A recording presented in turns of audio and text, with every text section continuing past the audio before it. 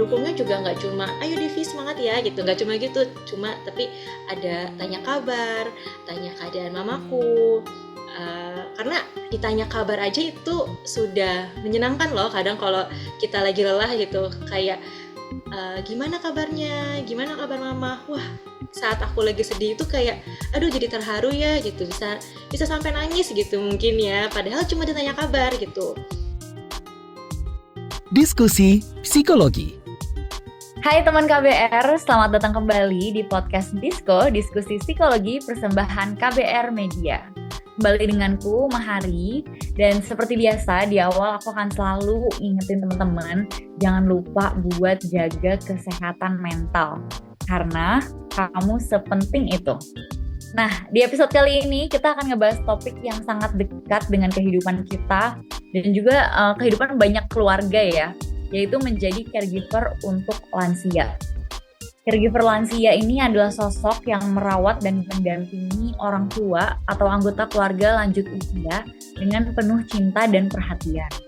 Namun sebenarnya di balik kasih sayang itu, gak jarang loh peran ini juga menghadirkan tantangan yang gak mudah. Kayak gimana ya kira-kira? Nanti itu akan kita bahas, kita akan menggali bagaimana seorang caregiver bisa tetap menjaga kesehatan mentalnya. Gimana dia bisa tetap merasa bahagia, bisa tetap menjaga keseimbangan diri, dan juga mengatasi titik jenuh ataupun tantangan-tantangan supaya perawatan yang diberikan tetap optimal tanpa mengorbankan kesehatan mental dan juga fisiknya. Untuk itu, sudah bareng kita Kak Devi Christina, Care Navigator dari Yayasan Alzheimer Indonesia atau ALZI sebagai seorang caregiver untuk sharing-sharing pengalamannya. Hai Kak Devi. Hai Kak Mahari. Salam kenal ya Kak ya. Salam kenal Kak. Kakak gimana kabarnya? Kesibukannya lagi apa aja nih? Puji Tuhan, kabarnya baik, walau banyak gonjangan kanan kiri. Dan kesibukannya tiap hari sampai sekarang aku masih jadi full time mom dulu, sambil full time caregiver untuk mamaku. Luar biasa, bukan cuma full time mom tapi full time caregiver juga ya. Ini adalah beban yang aku rasa sangat menarik kalau diceritakan, dan teman-teman KBR pasti bisa terinspirasi juga mendengarkan cerita Kak Devi nanti. Iya. Kalau boleh tahu, kakak udah berapa lama nih menjadi caregiver specifically untuk lansia ya? Oke, aku jadi caregiver untuk ODD-ku. Jadi ODD adalah orang dengan demensia. Nah, ODD-ku ini sendiri adalah mamaku. Aku mulai merawat mamaku ini dari sebenarnya 2018 akhir. Tapi baru diagnosa tegak demensia dari rumah sakit itu di Februari 2019. Jadi dari 2019 sampai sekarang 2025 udah kira-kira berapa ya? 6 tahun gitu. 6 tahun aku jadi caregiver untuk mamaku. Gitu. Wow, 6 sampai 7 tahun berarti ya sebenarnya kalau dari 2018 ya. Iya, kira-kira begitu. Beberapa teman-teman KBR di sini yang bahkan belum tahu gitu ya caregiver tuh ngapain, atau mungkin orang tuanya masih muda jadi nggak kebayang. Sebenarnya apa aja sih berarti yang dilakuin Kak Devi sehari-hari sebagai caregiver? Oke, kalau yang dilakukan sehari-hari itu luas banget ya. Jadi kalau dari perjalanan dari 2019 sampai sekarang, sebenarnya yang dilakukan itu ada yang sama, ada yang berbeda gitu. Mungkin aku sedikit ceritain dulu dari yang pertama kali 2019 saat mamaku didiagnosa. Jadi mamaku ini didiagnosa demensia ini sebelum usianya lansia. Jadi kisaran masih 54 tahun. Jadi hitungannya itu demensia yang young onset gitu. Nah, apa yang dilakukan saat itu hanya ngedampingin aja, ngawasin karena mamaku masih fisiknya tuh masih sangat sehat, masih banyak bisa melakukan kegiatan secara mandiri gitu. Jadi lebih ke ngawasin dan nemenin gitu. Dan juga nggak cuma nemenin di rumah. Jadi kalau aktivitas di luar ya aku ikut temenin.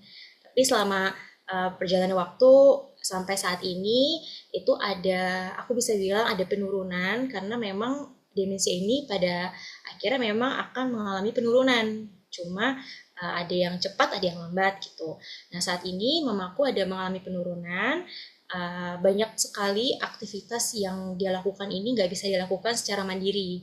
Jadi dia butuh dibantu. Seperti makan itu dia butuh dibantu.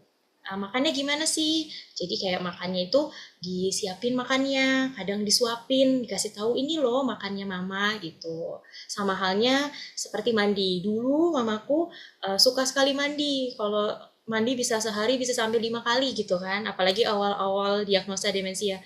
Kalau sekarang mamaku ini kalau mandi sulit. Jadi sampai kamar mandi biasanya hanya bengong, diem gitu.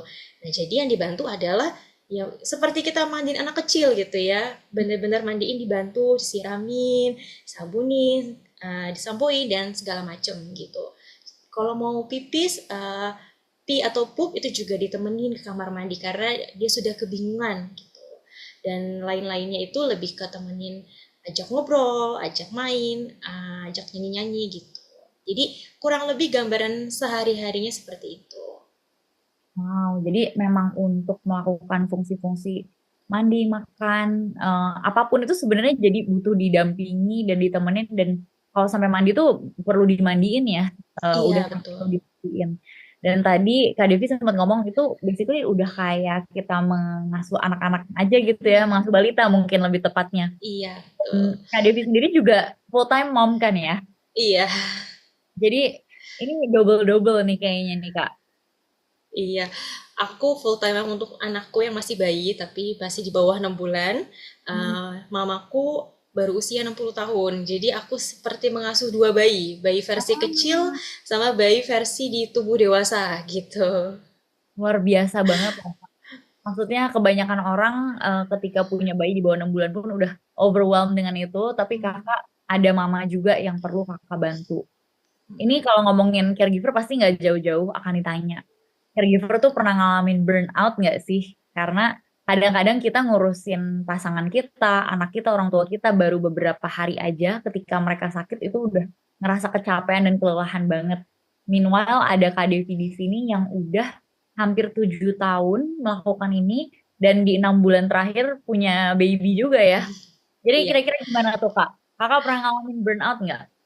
Wah, kalau ditanya pernah ngalamin burnout apa enggak, pasti pernah. Jadi di setiap fase-fase dari 2019 sampai sekarang itu ada fase burnout yang berbeda gitu.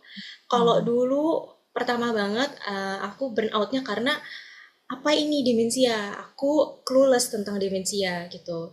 Terus aku pun butuh waktu 1 sampai 2 tahun untuk bisa terima keadaan mamaku yang demensia. Karena sejujurnya untuk menerima keadaan demensia ini berat untuk aku dan banyak caregiver.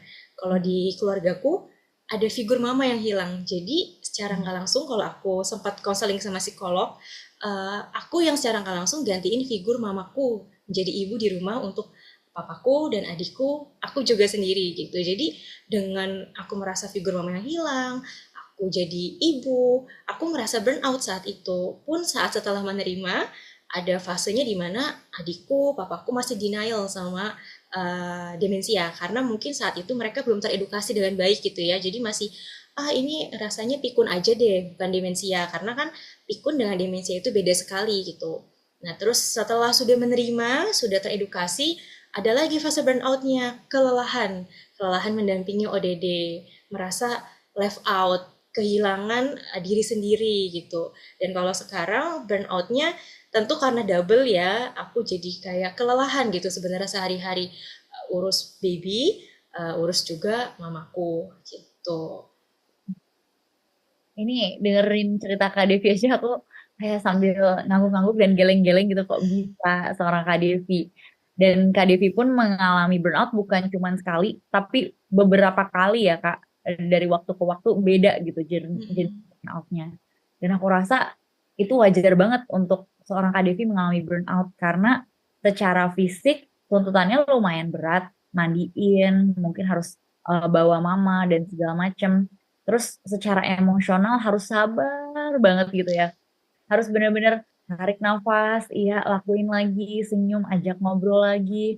Meski mungkin banyak banget hal yang sebenarnya menyebalkan gitu ya untuk Kak Devi, tapi akhirnya harus ditahan dulu. Dan tadi Kak Devi sempat cerita juga kayak ngerasa ketinggalan atau ngerasa sendiri. Itu juga suatu hal yang sering banget menyebabkan burnout ketika kita mengisolasi diri, kita kurang punya waktu untuk diri kita sendiri, Dan akhirnya karena kita nggak connect sama diri kita sendiri, kita jadi kayak ngerasa nggak kenal gitu. Kita tuh sebenarnya siapa sih? Karena kita kehidupannya sehari-hari itu seakan-akan hidup untuk orang lain. Aku juga suka banget Kak Devi bercerita bahwa peran Kak Devi ini nih kayak bertukar gitu sama Mama. Hmm. Selain tadi Kak Devi yang perlu mengambil peran Mama, tapi kan jatuhnya Kak Devi sama Mama juga tukar tempat ya. Kayak seakan-akan Kak Devi yang jadi mamanya, Mama yang jadi anaknya Kak Devi. Itu Iya, gimana betul. Kak rasanya? Kalau ditanya rasanya, aduh sedih. Cuma mungkin sedihnya udah terlewati ya. Mhm. Aku jadi merasa ada peran jadi mama itu jauh sebelum aku menikah, sebelum punya anak. Dan saat itu kan aku nggak siap. Gimana ya rasanya kita jadi punya peran baru tanpa kita punya kesiapan. Itu kan wah banget gitu ya. Jadi saat itu jangan ditanya gimana rasanya, pasti sedih banget dan bingung gitu. Mau marah iya, tapi marah sama siapa gitu. Mau kesel iya, nangis dan lain-lain gitu. Dan sekarang kayak terbalik ya, aku jadi mama juga, tapi ya porsinya aku juga masih anak untuk mamaku. Ya rasanya luar biasa juga gitu. Biasanya gimana cara kakak ngenalin kalau oh ini udah tanda-tanda nih kayak mau burn out nih?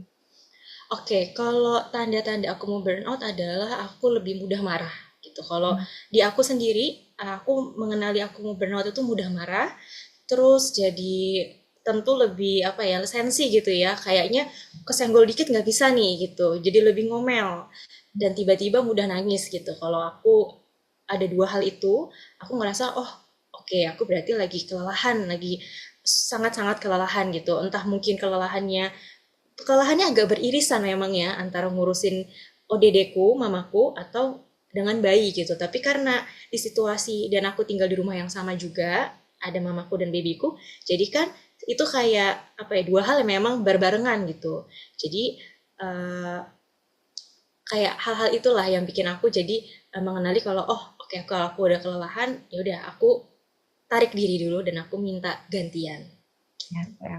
Itu definitely salah satu tanda-tanda burnout ya. Ketika udah mulai senggol bacok atau senggol nangis, kita ada perubahan emosi yang intens, jadinya lebih mudah, lebih sensitif untuk kita tertrigger akan sesuatu. Dan kalau dari kakak sendiri biasanya ada perubahan pola tidur atau pola makan nggak kak? Kalau udah merasakan burnout? Tentu sih, kalau lagi burnout itu lebih ke pola tidur mungkin ya, karena mungkin fisik aku lelah gitu, tapi aku nggak bisa langsung istirahat, karena kayaknya otak aku masih running nih gitu, memproses keadaan-keadaan, memproses emosi aku gitu, memproses aku harus apa, aku harus gimana gitu nanti. Jadi pastinya pola tidur aku berubah, biasanya jadi lebih semakin larut tidurnya, bangunnya bisa lebih awal atau bahkan bangunnya bisa agak lebih kesiangan. Terus juga pola makan, sebenarnya kalau pola makan sih tiap hari ya pasti beda-beda ya. Kadang kalau harinya dirasa lagi indah, mamaku lagi suasananya good mood ceritanya, babyku juga lagi oke kan, tapi kalau baby memang begitu terus ya, maksudnya nggak ada rewel-rewel, rasanya pola makan aman banget. Cuma kalau tiba-tiba mama lagi harinya buruk, tiba-tiba kok bad mood ya gitu. Jadinya kayak banyak yang bergeser ketunda, ngaruh juga ke pola makan gitu. Dan kalau aku baca-baca dan dari klien-klienku ya Mbak, biasanya kalau lagi burnout tuh suka juga ada perasaan-perasaan tidak berdaya atau perasaan putus asa, bahkan mempertanyakan diri gitu, kayak ngapain sih aku kayak gini, buat siapa sih aku kayak gini. Itu Mbak pernah nggak ngalamin kayak gitu? Pernah, pernah banget. Walaupun aku udah 6 tahun merawat ODD-ku pun, aku bisa bilang sampai sekarang kadang ada waktunya kalau aku kelelahan, aku pun bertanya-tanya, kenapa sih aku ngelakuin ini gitu. Eh, Kenapa aku harus melalui ini gitu. Dan eh, kenapa ya nggak orang lain aja gitu. Hal-hal itu aku tetap masih mengalami gitu. Cuma karena sekarang sudah lebih apa ya, sudah lebih ada pengalaman, sudah bisa melalui hal-hal itu yang sebelum-sebelumnya. Jadi ya tinggal aku tarik diri dulu, aku kayak me time gitu, atau aku berdua sama babyku karena aku nggak bisa ninggalin babyku. Jadi seperti aku dapat me time gitu dari mamaku, ada jeda dari mamaku dulu, itu bikin aku jadi lebih ke recharge gitu. Dan untuk aku bisa tahu gitu nanti ke depannya aku harus gimana, atau tadi tuh lagi kenapa sih aku, dan aku harus lebih bersikapnya tuh gimana. Yes, yes. Ini nih kadang-kadang mungkin teman-teman KBR ada yang relate kalau kita lagi banyak banget pekerjaan atau banyak banget tuntutan, kita merasakan kita harus kerja kerja kerja kerja, lakuin lakuin lakuin lakuin. Tapi bener banget yang Kak Devi bilang, justru ketika kita take a break, ketika kita ambil jeda sedikit, itu kita malah bisa lebih produktif, bisa ngebangkitin mood kita dibandingkan kita paksain terus gitu ya. Meski udah nggak ada mood, udah nggak ada energi, kita paksain terus, gas terus, itu malah kita bisa bener-bener burn out yang susah buat bangkitnya lagi. Jadi ketika udah kayak Kak Devi, udah punya indikatornya nih, kayak aku udah mau burn out nih, aku istirahat dulu deh, aku take a break dulu deh, me time dulu deh. Ini such a good strategi Kak Devi.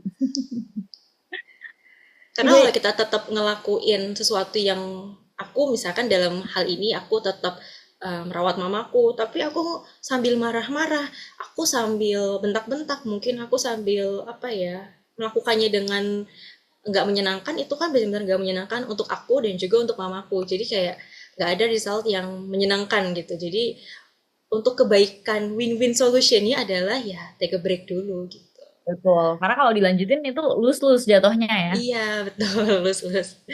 Kakak biasanya ada juga nggak mungkin aktivitas yang kakak sukai atau hal-hal yang biasa kakak lakuin supaya kakak moodnya oke lagi dan burnoutnya juga bisa teratasi?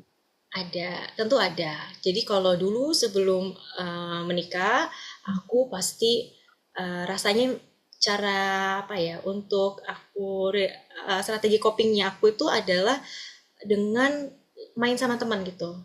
Hang Hmm. out sama teman, ikut komunitas rohani. Aku juga syukurnya punya komunitas rohani yang sangat mendukung aku, dan juga komunitas lainnya yang mendukung aku gitu. Nah, sambil selain itu aku juga seperti biasa kalau misalkan lakukan sendiri, ini bisa aku lakukan yang saat ini kondisi dengan punya baby, ya aku sambil nonton, mungkin nonton film, dengerin lagu, atau tidur. Karena kadang kalau aku udah kelelahan, nggak punya sosial energi lagi, aku rasanya tidur gitu. Aku perlu ngereset diri aku dengan tidur. Jadi kayak hal-hal itu sebagai apa ya, untuk nge-recharge diri aku lah. Mhm, mhm. Dan salah satu hal yang penting banget untuk orang yang mengalami burnout itu kan support system ya. Betul. Kakak sendiri gimana support systemnya? Aku bisa bilang aku bersyukur aku punya support system yang apa ya, aku seperti merasa mungkin nggak semua bisa punya support system seperti itu, tapi kalau ada yang punya juga pasti bersyukur banget gitu. Aku punya keluargaku yang support. uh, Sebenarnya sebelum aku yang seakan-akan sendiri ngurusin mamaku, itu ada papaku yang selalu support. Cuma Mhm. dia juga baru meninggal setahun yang lalu. Jadi sebelum dia meninggal setahun yang lalu, itu papaku sangat-sangat membantu aku lah untuk dalam merawat mamaku gitu. Kalau adik aku memang dia punya aktivitas sendiri, jadi aku pun nggak bisa memaksakan dia untuk hands on 100% gitu. Nah, jadi aku punya keluarga inti yang support, aku juga punya pasangan dari pacar jadi suami sekarang gitu kan yang mendukung, punya teman-teman di sekitar aku, teman-teman komunitas rohani, teman-teman organisasi, semuanya itu juga sangat support. Jadi pendukungnya juga nggak cuma ayo Devi semangat ya gitu, nggak cuma gitu, cuma tapi ada tanya kabar, tanya keadaan mamaku. Karena ditanya kabar aja itu sudah menyenangkan loh, kadang kalau kita lagi lelah gitu, kayak gimana kabarnya, gimana kabar mama, wah saat aku lagi sedih itu kayak aduh jadi terharu ya gitu, bisa bisa sampai nangis gitu mungkin ya, padahal cuma ditanya kabar gitu. Atau main ke rumah, ketemu sama mamaku gitu, atau pas kita lagi keluar jadi ada interaksi langsung, itu yang aku happy sih. Apalagi kalau misalkan saat aku keluar ada yang tegur, misalkan teman gitu kan, juga ajak sapa mamaku gitu kan, jadi dia merasa dilibatkan juga gitu kan, sama teman-temanku, mamaku happy ya aku juga happy gitu. Jadi support-support itu ya aku merasa Oh, terbantu banget. yes, yes, yes. Dan support system itu emang penting banget ya. Unfortunately banyak banget caregiver-caregiver yang merasa mereka tuh sendiri ketika ngejalanin dan mereka nggak enak untuk curhat ke orang lain, nggak enak takutnya dikira ngeluh gitu ya. Atau misalnya takutnya dikira nggak bersyukur gitu. Oh masih bagus misalnya orang tua masih hidup, tapi mereka akhirnya jadinya menyendiri, mengisolasi diri, nggak bercerita ke orang lain. Nah ini bahaya banget ya. Jadi kalau di sini teman KBR ada yang caregiver, carilah support system yang baik, terbukalah gitu ya. Iya, Curhatlah sebanyak-banyaknya, nggak apa-apa orang lain perlu tahu juga. Karena kalau orang lain nggak tahu kondisi kita, mereka juga bingung mau bantuin kita gimana. iya betul. Karena mungkin ada juga yang sebenarnya peduli nih mau bantu kita. Cuma kan sekarang orang juga lebih aware ya, jangan sampai berlebihan gitu atau melewati batas. Jadi mungkin ya aku sebagai caregiver ya harus membuka diri dulu gitu. Jadi membuka diri untuk orang juga bisa mau membantu gitu. Jadi ya memang sebagai caregiver pasti burdennya besar banget. Cuma ya memang harus membuka diri juga untuk menerima bantuan-bantuan yang ada. Nah, sekarang aku pengen nanya sama Kak Devi. Menurut Kak Devi sendiri ya, apa sih yang biasanya bisa membuat lansia dalam spesifiknya berarti ODD di sini ya, benar-benar bahagia ketika berinteraksi sama kakak? Oke, dalam hal ini ODD-nya adalah mamaku. Apa sih yang bikin dia benar-benar bahagia itu? Yang pertama, dia ditemenin gitu. Jadi kalau dia sendirian sebenarnya itu bikin dia sedih gitu. Karena mungkin mamaku ini tipe orang yang karena dia punya background pensiunan perawat di salah satu rumah sakit negeri, jadi mungkin dia terbiasa gitu loh kan dalam pekerjaannya puluhan tahun, 35 tahun lebih, itu dia bersosialisasi dengan orang-orang, bertemu dengan orang-orang. Jadi itu kan semacam kebiasaan yang masih terbawa gitu. Jadi sampai sekarang kalau dia sendiri itu seperti dia nggak kenal tempatnya dia lagi di mana, terisolasi, jadi dia tuh sedih. Jadi kalau dia ada yang temenin, apalagi ada yang mungkin kalau dia lagi good mood dikasih makanan happy gitu. Atau yang pasti bikin happy adalah saat dia lagi good mood juga itu diajak dengerin lagu, Oh, diajak ya. nyanyi-nyanyi gitu karena mamaku tipe sebenarnya yang kayaknya lebih dominan auditory. Jadi kalau dia interaksi sama orang itu dia nggak akan tatap mata dan wajah gitu. Tapi dia dengar gitu. Jadi kalau dia ngomong interaksi itu apa ya? Orang mungkin bingung ya ini lagi ngomong sama aku nggak ya gitu tapi dia maksudnya mendengar dia menjawab. Nah jadi kalau dengerin lagu ini membantu untuk dia untuk mamaku jadinya dibikin dia happy karena kalau nonton TV mamaku kurang begitu tertarik gitu.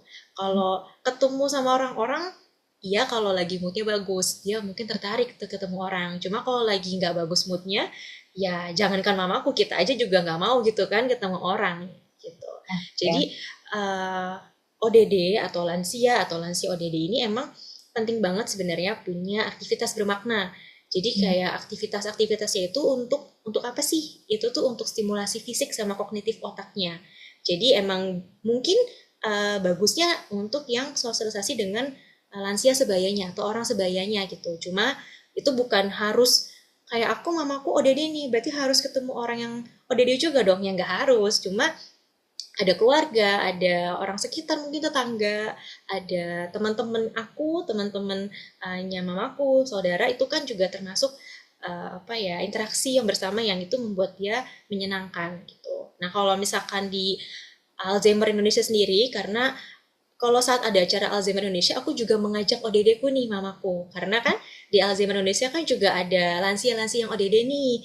Jadi mereka bertemu gitu kan. Nah, Alzheimer Indonesia ini juga dia punya program namanya Healthy Aging Center. Dia pusat kegiatannya itu di Jakarta Pusat. Nah, itu diikuti sama lansia-lansia. Ada kegiatan edukasi, ada senam bersama, terus juga ada banyak aktivitas untuk stimulasi otak yang pastinya itu fun banget. Hmm. Jadi yang bisa membuat seorang lansia benar-benar bahagia, tadi sempat dijelasin sama Kak Devi. Menurut aku sih penjelasannya itu cukup membuat aku pun tersadar bahwa ya mau itu lansia, mau itu ODD, ya mereka manusia. Manusia itu maunya didengerin, maunya diperhatiin, maunya diajak melakukan kegiatan atau aktivitas yang bermakna. Jadi nggak usah terlalu pusing banget gitu ya. Ingat mereka adalah manusia juga. Connect dengan mereka, lakukan hal-hal yang mereka suka. Dan memang secara psikologis ini penting banget ya, karena lansia ataupun orang especially dengan demensia atau dengan penyakit lain, itu mereka butuh banget merasa happy, Hmm, merasa dihargai, merasa berharga, betul. karena kalau enggak itu sangat mudah untuk mengalami gejala-gejala depresi. Jadi Betul. yuk kita para caregiver bersemangat ya, jangan pernah menyerah untuk terus ajak mereka, dengerin mereka, dan benar-benar ada untuk mendampingi mereka. Meskipun aku tahu nih Kak Devi, kan tadi Kak Devi juga ngomong ya, kata kuncinya bergantung mood gitu ya. Iya, betul. Moodnya ini kan nggak selalu baik ya, namanya manusia juga, Hmm, especially orang yang ODD gitu ya, punya demensia, moodnya pun biasanya kan lebih tidak stabil. Nah, gimana caranya dengan kondisi seperti itu, kakak tetap menjaga hubungannya, ya bisa dibilang cukup harmonis lah, dan tetap menyenangkan. iya. Kalau kita aja bisa bad mood, lansia pasti bisa bad mood. Mereka itu, ini lansianya ODD gitu ya, dengan lebih khusus lagi keadaannya. Mereka juga bisa bad mood, mereka juga bisa sedih gitu. Dan itu sangat-sangat valid gitu kan, walaupun bikin caregivernya clueless nih, apa sih penyebabnya gitu. Dan harus gimana, karena kan kadang cara untuk menangani bad moodnya ini bisa beda-beda gitu treatmentnya. Nah, untuk jaga hubungannya yang pasti dilihat dulu gitu kan, sebenarnya lagi kenapa. Kalau aku melihat mamaku misalkan ada satu waktu dia ternyata lagi sedih, tiba-tiba nangis. Ternyata aku baru tahu, oh dia kangen sama suaminya, almarhum papaku. Berarti kan sebenarnya itu valid banget ya, sebenarnya dimengerti banget dan wajar gitu kan. Aku aja yang anak gitu kan yang bukan demensia ngerasa pun menerima dan lagi di proses grieving itu nggak mudah gitu, apalagi lansia gitu, apalagi lansia ODD mamaku. Untuk keadaannya seperti itu dia bingung gitu, merasa kehilangan cuma bingung menyampaikan. Jadi apa yang aku lakukan ya, aku temenin, aku kadang peluk dia, aku cium dia, ya biarin dulu aja kalau mau nangis ya udah biarin dulu nangis, gak perlu dialihin karena untuk hal itu aku merasa belum perlu dialihkan gitu. Tapi aku biarin dulu dia mengeluarkan dulu sampai selesai, ntar kalau udah baru dialihkan. Kalau misalkan rasanya udah cukup nih sedihnya, misalkan aduh udah 1 jam nih nangis, udah selesai. Aku coba ajak, yuk mah makan dulu yuk, atau kasih minuman yang dia suka. Mamaku suka banget jus alpukat gitu kan, kasih jus alpukat gitu. Terus ajak lihat-lihat foto gitu, atau ajak lihat, kalau sekarang dia lagi moodnya kurang bagus, itu entah kenapa kalau ngelihat babyku, mungkin ya karena emang baby lagi lucu-lucunya juga ya, itu pasti jadi happy dia. Yang darinya nangis-nangis tiba-tiba jadi aduh aduh aduh si gemes-gemes gitu. Itu kan perubahannya 180 derajat ya.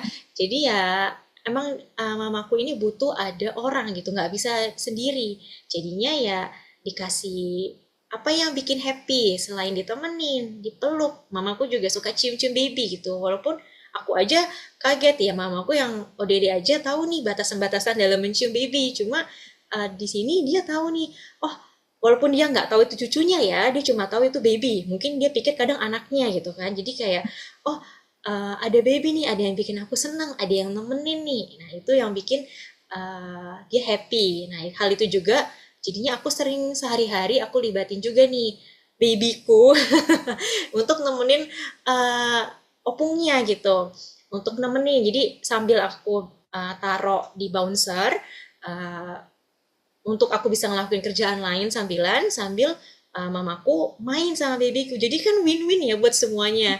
Dua-duanya si bayi besar dan bayi kecilku ini ada temennya gitu, ada temennya, ada interaksinya gitu, yang mamaku yang halo halo halo ajak bercanda, nah babyku yang hanya ketawa-ketawa, panggil-panggil gitu. Jadi yang hal-hal itu sih mamaku kayaknya emang apa ya, orangnya physical touch juga ya gitu. Jadi ya dia emang butuh ada disentuh, dipeluk sama ditemenin gitu sih. Ini luar biasa loh, Kak Devi menceritakan bagaimana meskipun Kak Devi adalah caregiver dari ibu dan juga sebenarnya kan caregiver untuk anak juga ya jatuhnya. Tapi Kak Devi merasa itu bahkan bisa jadi sesuatu yang win-win gitu. Ini aku penasaran bagaimana sih kakak tuh memaknai peran caregiver ini sendiri sehingga kakak masih bisa ngejalanin keseharian dengan bahkan bercerita menurutku barusan cerita lumayan ceria gitu ya. Gimana itu cara kakak memaknai peran caregiver? Oke, karena sebenarnya caregiver ini itu kan bukan peran yang aku cari gitu kan. Mungkin beda ya kalau kita ikut aktivitas relawan gitu kan. Ini kayak semacam tanggung jawab yang aku dapetin tanpa aku minta gitu.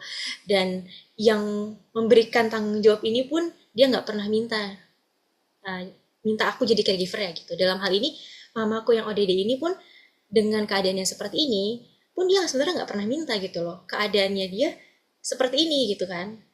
Jadi dia aja nggak pernah minta untuk dia jadi demensia. Pun dia nggak pernah minta aku ngerawat dia satu hari nanti. Itu belum pernah sama sekali dia omongin itu. Jadi ya aku terima keadaannya dan oke, aku caregiver. Aku dengan adikku saat ini caregiver gitu kan. Untuk mamaku ya udah kita rawat semaksimal mungkin gitu kan, mungkin aku aja merasa kelelahan gitu urus bayiku, aku juga jadi throwback, oh dulu mungkin mamaku ngurus aku juga lelah banget tapi dia nggak cerita ke aku, tapi dia nggak bilang ke orang-orang, ya aku semacam payback lah sekarang. Dulu aku pun nggak tahu sebandel apa mungkin pas bayi dan masih kecil, jadi aku ya merawat gitu kan, merawat mamaku karena apa ya yang bisa aku lakukan ya merawat gitu kan, dan merawat sampai aku nggak ada habisnya lah merawat dan sampai nggak kenal waktu lah. Wow, kakak benar-benar memaknainya dengan payback bahkan ya, bahwa mama dulu yang merawat kakak and now it's your time gitu ya untuk Iya kembali. betul. Aku em, aku salut sama value yang kakak punya dan mungkin teman-teman KBR yang dengerin ada yang ngerasa ya ampun, oh, kok bisa ya kakak yang mikir sampai kayak gitu gitu. Dan ada nggak terakhir banget pesan atau tips untuk para caregiver lain supaya mereka juga bisa tetap kuat dan tetap bahagia? Ada banget. Mungkin yang pertama adalah tadi aku sempat mention ya sebelumnya bahwa apabila ada yang punya lansia, ada yang punya orang dengan demensia juga, kita perlu tahu banget mereka ini nggak pernah meminta mereka jadi demensia. Pun mereka butuh waktu untuk menerima keadaannya gitu. Sampai saat ini mamaku waktu itu pun dari dia yang terbiasa bekerja, dari dia yang terbiasa bertemu dengan banyak orang, dia menerima diri dia dengan demensia itu juga nggak mudah gitu. Ada banyak tangisan-tangisan dan penolakan-penolakan hal itu. Tapi kan itu sudah diagnosa tegak gitu kan. Jadi dia memang harus diajarkan untuk menerima. Mamaku sambil menerima dirinya yang dengan keadaan baru, kita yang keluarga juga menerima hal tersebut gitu loh. Menerima kalau orang yang kita sayang itu udah jadi orang yang berbeda. Mungkin saat itu banget belum, cuma nanti akan ada prosesnya jadi orang yang berbeda gitu. Kayak misalkan aku sudah dilupakan sebagai anak, itu awal-awal sedih gitu kan. Dan itu butuh penerimaan. Jadi memang aku selalu ingat dan tolong diingat karena mereka yang demensia ini tidak pernah meminta keadaannya. Jadi kalau bukan kita yang rawat ya siapa lagi gitu. Dan yang pastinya kita juga perlu memahami nih apa sih yang kita hadapi. Kita juga perlu sih kalau misalkan ada yang punya ODD baik itu mamanya, papa atau kakek neneknya atau bahkan mungkin om tante sekitarnya, kita juga perlu banget mempelajari apa sih ODD, apa sih demensia, kondisinya itu seperti apa. Kalau ada pelatihan-pelatihan, ada perawatan-perawatan, itu penting banget gitu mengikuti karena mungkin nggak kalau kita nggak punya ODD mungkin nggak akan berguna sekarang, tapi kadang edukasi yang kita punya kita bisa bantu orang lain gitu kan. Oh aku pernah nih ikut pelatihan seperti ini, kita bisa suggest, kita bisa kasih bantuan langsung atau nggak langsung. Nah yang pelatihan-pelatihan tentang perawatan demensia ini itu juga program dan ada yang sering diadakan oleh Alzheimer Indonesia gitu.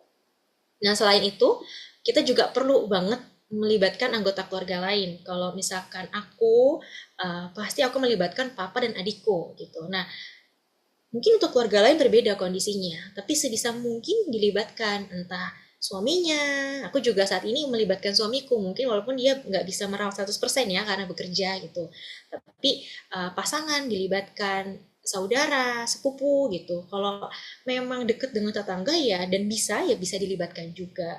Nggak hanya dalam menjaga, nggak dalam hanya merawat biasa, tapi juga bisa dari segi finansial dan juga ada berbagi tugas, jadi nggak merasa burnout tadi gitu. Karena memang merawat orang dengan demensia itu kan melelahkan dan challenging dan penuh warna setiap harinya. Dan juga kita juga perlu tahu nih, kalau kita juga punya batasan diri. Kalau stres, lelah itu hal-hal yang wajar banget dialami sama caregiver apapun. Mau caregiver demensia, mau caregiver cancer, dan lain-lainnya itu hal-hal yang wajar. Kita perlu cari tenaga profesional yang diperlukan. Mau cari psikolog, mau cari caregiver yang paid caregiver, itu bebas gitu apa yang kita butuhin. Nah, kalau aku boleh mention, di Alzheimer Indonesia ini juga mereka punya layanan namanya Narazi. Narazi itu apa sih? Itu layanan konsultasi online, durasinya 1 jam. Tentu ada pakarnya, nggak hanya aku mungkin yang atau enggak komunitas orang-orang di komunitas aja gitu, enggak hanya itu, tapi tentu ada dokter spesialis. Kita bisa request mau dokter spesialis apa, akan disediakan gitu. Dan pastinya sesi itu akan dipandu sama caregiver yang berpengalaman. Aku pernah berpartisipasi dan aku merasa sangat terbantu. Jujur aku merasa sangat terbantu gitu, apalagi memudahkan saat ODD ku tidak bisa dibawa kemana-mana atau ke rumah sakit, itu sangat membantu. Nah, jadi kalau misalkan mungkin ada yang tertarik dengan hal itu, bisa banget menghubungi layanan Care Line Alzi-nya, itu ada di media sosial Instagramnya. Tapi kalau untuk nomornya sendiri aku boleh sebutin, ada di 0811 82 2594. Dan di Alzheimer Indonesia ini juga ada media sosialnya. Jadi apalagi kita yang anak-anak muda ini dan juga banyak yang senior juga masih aktif di media sosial ya, boleh dimampir, diintip-intip gitu kan media sosial Alzheimer Indonesia. Di situ ada banyak edukasi, ada banyak video-video yang membantu kita sebelum mungkin membantu kita mungkin untuk meraba nih, oh jangan-jangan ODD-ku ini, jangan-jangan nenek aku begini gitu sih. Oke, jadi pertama-tama kalau misalnya kita jadi caregiver, memang merawat orang lain, atau sih kalau itu orang tua kita ya, itu penting banget. Dan merawat diri sendiri itu juga penting. Terus jangan lupa untuk melihat keluar, bukan cuma mencari ke dalam ya. Ada banyak banget tempat-tempat atau komunitas-komunitas yang sekarang mensupport caregiver, termasuk Alzheimer Indonesia. Boleh dicek gitu ya tadi Instagramnya, boleh juga konsultasi melalui tadi nomor telepon yang disebutkan Kak Devi. Dan aku mau berterima kasih banget kepada Kak Devi udah sharing. Banyak banget yang aku pelajarin, banyak banget insight dan cerita baru. Semoga apa yang kita bahas hari ini bisa jadi inspirasi dan juga dukungan untuk teman-teman yang menjalani peran mulia ini sebagai caregiver. Sampai ketemu lagi Kak, sampai ketemu juga teman-teman KBR di podcast selanjutnya. Dengerin di kbrprime.id atau platform mendengar podcast lain. Aku Mahari pamit undur diri dulu. Bye-bye. Thank you Kak Devi. Thank you Kak Mahari.